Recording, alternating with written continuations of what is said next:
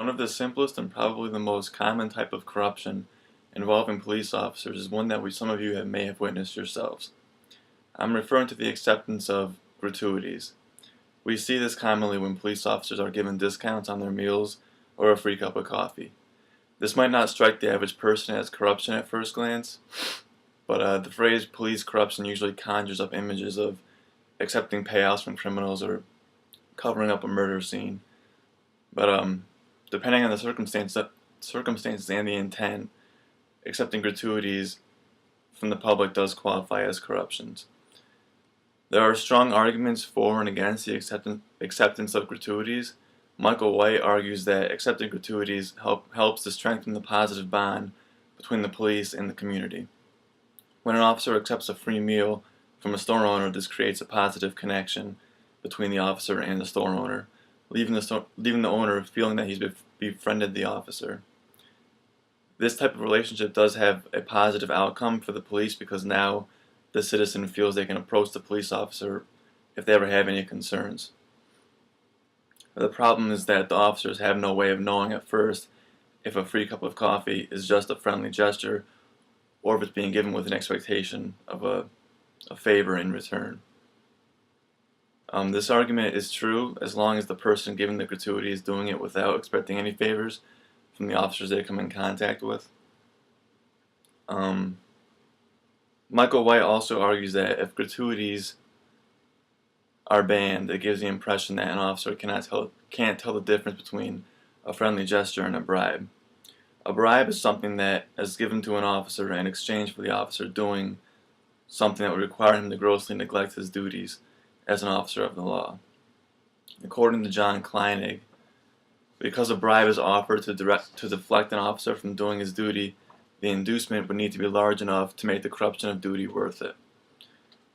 Gratuities are traditionally small tokens of appreciation, like a free cup of coffee, so due to the nature of a bribe, you could argue that a cup of coffee or a free meal is not significant enough to make the officer neglect his duties.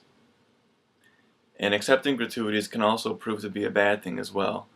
Michael White says that accepting gratuities, even the smallest ones, can create a sense of obligation for the officer to reciprocate. When someone gives us a gift, usually we feel the need to give something back to that person as a way of showing our appreciation. But when this begins to happen on a regular basis, like when an officer continues receiving free cups of coffee, a bond is formed between the officer and the store owner. Brandon Del Pozo argues that there's more going on during the exchange than just the offering of a gratuity. When this exchange is repeated over time, the police officer becomes naturally reluctant to make problems for this person and may be more inclined to give this person their immediate family preferential treatment.